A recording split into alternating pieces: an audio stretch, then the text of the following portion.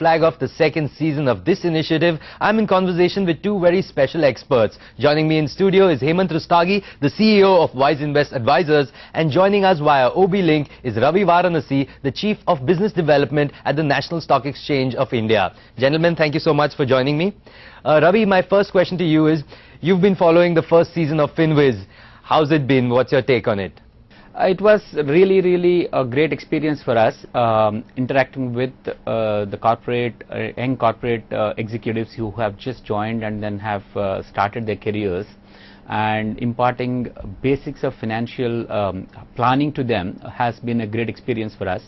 And we believe we made a difference in their lives, and we expect them to really take this one forward and implement some of the advice which has been given to them.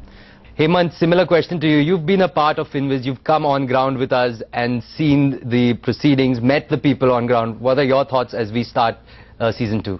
Well, I think I would say it's a great initiative, and I think it was great to really meet so many young executives.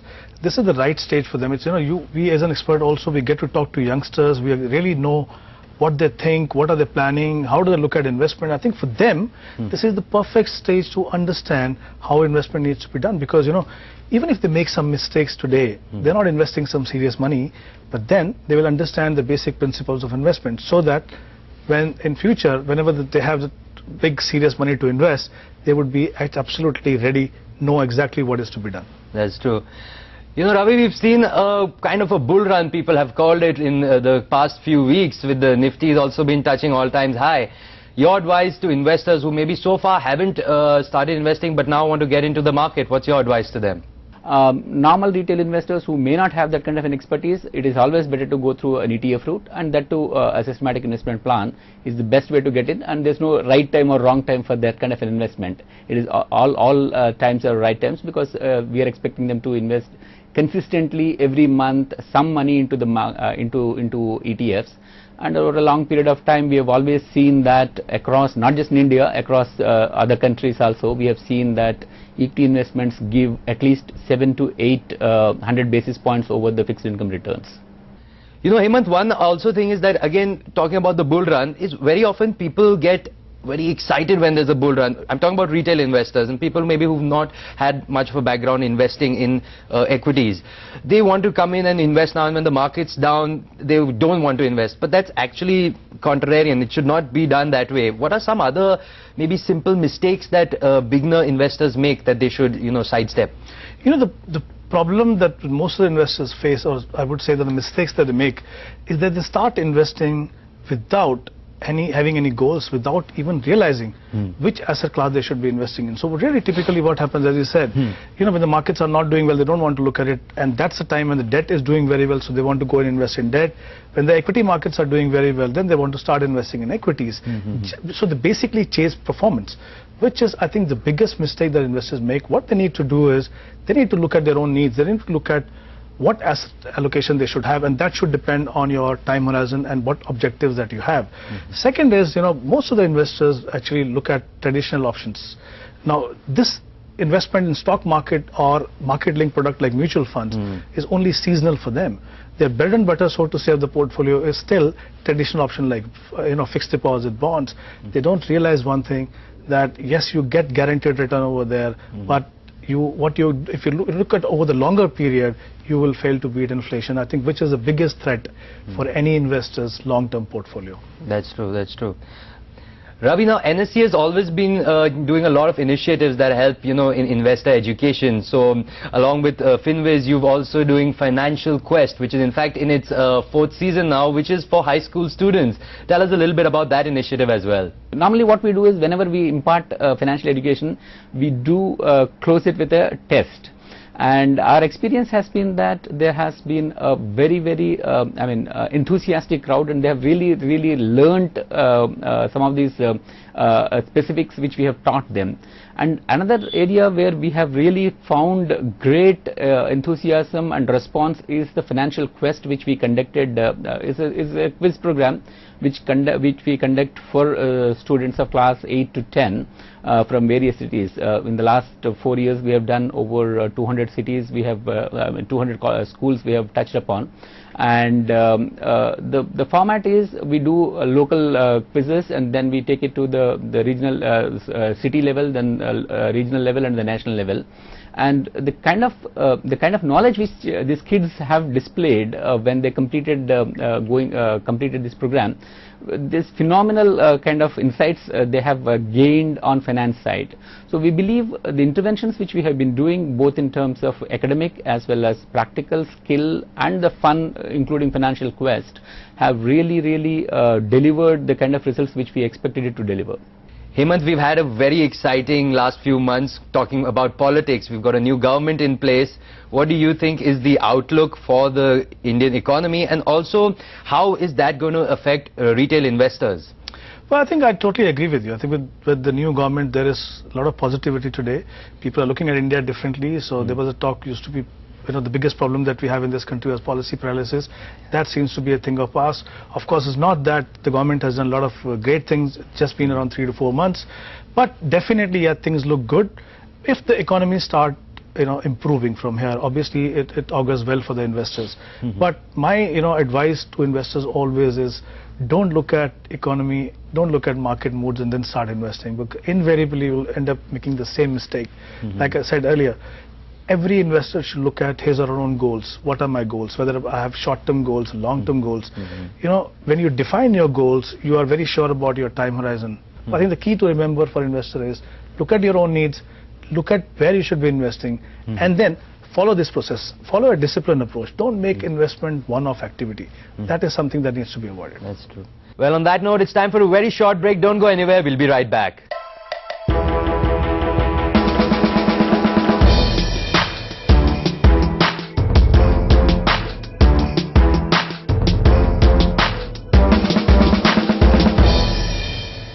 Welcome back. You're watching NSE FinViz, powered by CNBC TV 18 Season 2, and I'm in conversation with Hemant Rustagi and Ravi Varanasi. Ravi, I want to talk to you about the financial awareness of retail investors. What's the trend that you've been seeing over the last few years? Have they started becoming more aware? What is your sense that you're getting from people?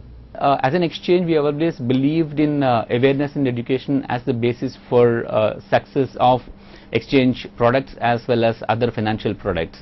So we have always placed a great amount of emphasis on awareness and education, doing regularly on a regular basis across the country. Multiple programs we keep conducting. But what we have realized is that it is critical to really bring in education, the financial awareness very early in the stage for people to really assimilate into their system and then use it when they grow up. That's when we actually thought we should actually get into a situation where we are able to imbibe this particular financial awareness in the schools. So there is a significant amount of work which needs to be done. But at NSE, we believe we have started our effort earlier, but we have reinvigorating our efforts, and we are refocusing our energies to ensure that we are able to deliver correct, standardized financial awareness and education to across the section of students, right from class 8 to postgraduate level. Same question to you, Hemant, because you are dealing with people who come to you to help them, invest correctly and manage their portfolio. How are you seeing the trends change? Are people more educated now? Do they come to you with prior knowledge saying that, Hemant, XYZ, this is what I think is good, and your advice? How does it work now? Well, I think clearly what I'm seeing, there are two sets of investors in the marketplace today. There is one set of people who have realized that they need to take investing very seriously. Like I said, it's not something which is one-off activity that, okay, you can't go by your whims and fancies, that you need to follow a proper process of financial planning. On the other hand, there's another set of people who are still not looking at investment the way they should be looking at. So I think that a lot needs to be done still for the second set of investors who are still in the world of all what used to happen earlier. But I think it's a great thing to see that people have realized that they need to, like I said, take investment very, very seriously. Okay. Ravi, there are a lot of people out there who are, you could say, maybe sitting on the fence. They do want to invest, not just in equities, but they want to invest in a proper fashion, but they're still, worried about whether this is the right time to get into the markets, is the right time to buy gold, real estate, etc., etc. What's your advice to them out there? No, it's always better to know what you are investing in. Finance is a field which you should not really invest on the basis of tips or advices which are coming from friends or whosoever is there. So it's important to know what you are getting in. It is essential that people know what they are doing, and if they don't have the time or expertise, they should take professional expertise in this area, or opt for products which are basically simple and straightforward, like ETFs, which I mentioned earlier, where all you have to do is to enter into a systematic investment plan, keep investing every month for a long period. It's almost like your recurring deposit. A lot of people do recurring deposits every month as a normal course of their savings. Instead of putting in a bank where you would get X% of interest, if you put part of it, not everybody, it's nobody's case that entire savings should be shifted into equity markets. Part of the savings should be shifted into equity markets so that they get the portfolio diversification and also higher returns. Equity markets tend to give a higher return over a long period of time. Hemant, talking about other options, so equities, of course, and mutual funds is a vehicle to invest in equities. There are other options also which people are always worried about, whether how much money should I put in gold, how much should I put in FDRs, real estate. What is your advice to them on asset allocation? How should they go about deciding what amount to what asset class? If you define, like I said, your goals, okay, the goals will help you decide your asset allocation. The longer term money should go into equity because there inflation is a bigger risk. You need to beat inflation because inflation will eat into a real value of money. When you are investing for the short term, the bigger risk is risk of losing capital. That's where you start looking at debt. Gold, I personally feel, has a role to play in every investor's portfolio. Forget how gold has been performing now, but that's, like I said earlier, you can't be looking at how asset class is doing and then decide. Right. Let's look at someone who wants to accumulate gold over the next 10-15 years for a daughter's marriage, for example. Now, he has two options. One is to wait till 15 years and then buy gold. Second is to accumulate. So if you're trying to accumulate gold, this is the right time for you to invest. So there is no reason why you should stop investing. So clearly, when you follow the right process, define your goals, define your time horizon, I think you do most of the things right. And also, because you have your time horizon in place and in mind, it helps you in tackling the volatility. Otherwise, if you don't have a clear time horizon, every now and then you would like to get out of one asset class and move into another. So I think a little bit of discipline, following the right process can do wonders. Okay. Ravi, I want to talk to you about technology. Now, technology is every day changing, but it's being more and more accepted by people today, especially the younger generation. So how is technology helping the younger generation invest better? Considering that most youngsters are fully clued into the technology, my view is that over a period of time, people are going to actually use internet and the mobile technology to really invest, and information is going to be available at whatever time they really require to take a decision. Information can be pushed by the market intermediaries to the investing public at the right time with the right kind of expertise put into that, so that the investor can look at it, take a call and then invest. So our sense is technology is the focus, and in fact NSE itself has come on the basis of technology. When we actually came in, we have come in as a completely electronic stock exchange and replaced the entire physical kind of trading platform which was available at that point of time. So technology is a continuously evolving process, and our sense is the current technologies make life simpler, easier for youngsters to really touch the capital markets and benefit from the investments in that. Well, it's time for a very short break. Don't go anywhere. We'll be right back.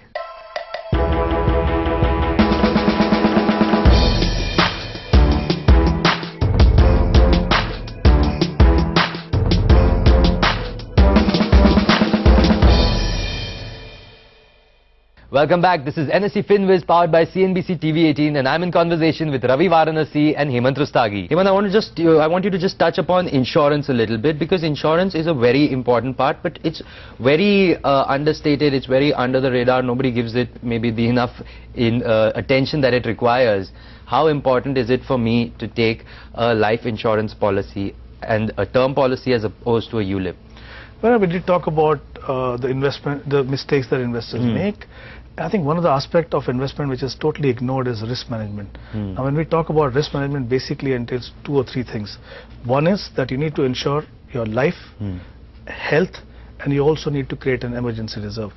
The problem is that insurance is not looked at as a necessity at all by investors. The important thing is you have dreams for yourself and for your family. Now you do everything possible to achieve them. But God forbid, if something were to happen to the guy who's planning for his family. Now what will happen? There is no security banker at all. What happens when you buy life insurance is that your dreams, if you're not there, your dreams are still going to be there, and the money that you get from insurance will take care of all that. But it's equally important to, buy the right product. In India, most investors buy products which are investment cum insurance product, which is obviously not the right way. One, you end up paying very high premium. Second, the quantum of insurance, which is equally important. Yes, it is important to have life insurance, but it's also important to have in the right quantum. This traditional plan will not give you that quantum. So it's important for investors to separate insurance and investment. Buy term plan, and if you buy online, we just talked about technology, it becomes even more cheaper. Ravi, how has NSE helped to bring some financial knowledge to the educational institutes, so that to younger students, so that they can maybe get knowledgeable about investing and correct financial security at an early age? We have multiple interventions right from secondary school level to postgraduate level and skill professional level. So we are actually trying to bring in standardization into the education. So what we initially did about 10 years back was, for any intermediary to come into the market, they need to have a set of skills. So we needed to ensure that people who are entering the market have those skills. So for that we have set up a certification program, and over the last 10 years we have certified over 17 lakh individuals in various parts of capital markets for their specific skills.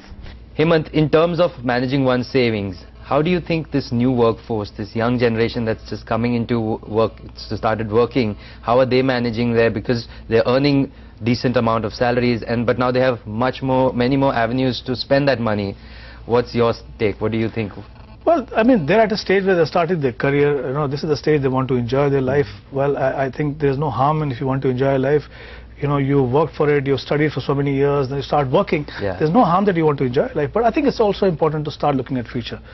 Unfortunately, not many youngsters start looking at retirement planning as a goal. But I think what they need to realize is there is something called power of compounding, which work wonders for your investment. I mean, the thing is that every 10 years that you delay your investment process, you have to invest 3 times more to get the same one that you would get if you started 10 years ago. So the point is, the delay in your investment process is going to cost you a lot. It's important to, put aside some money. Well, I understand for a youngster, it's very difficult to define goal at this stage. But I think it makes sense to start putting some money aside for investment. Like I said, you benefit from power of compounding, you learn your lessons. All of us are bound to make mistakes when we invest. This is the right time, because you're not investing serious money. And like I said, if you learn from your mistakes today, you'll become a much better investor, and you will realize all your dreams, whether they are short-term, medium-term or long-term. Okay. Well, Ravi, final question to you. As we get set to flag off season 2 of NSE FinViz powered by CNBC TV 18, what can the viewers expect from this season 2? Our sense is, whatever we have learnt over the first season, we have made a few changes in the way we are imparting this particular set of interventions which we are doing, and we believe there's a lot more practical experience which is being brought into the interventions which are planning for the second season, and that should give the corporates and the younger executives in those corporates a very, very sound footing for getting into the capital market area. Hemant, last question to you also. Same thing, well, as we're getting ready to flag off season 2, what do you think? What's your sense of what the viewers can expect from our second season? Well, I personally feel, like I said, I think this is the right stage for them to really learn, and the fact that they will get to know about the entire gamut of investment option, and also options like how they should look at credit card, how they should look at insurance. I think it will make them give them complete knowledge in terms of how every aspect of their finances have to be looked at.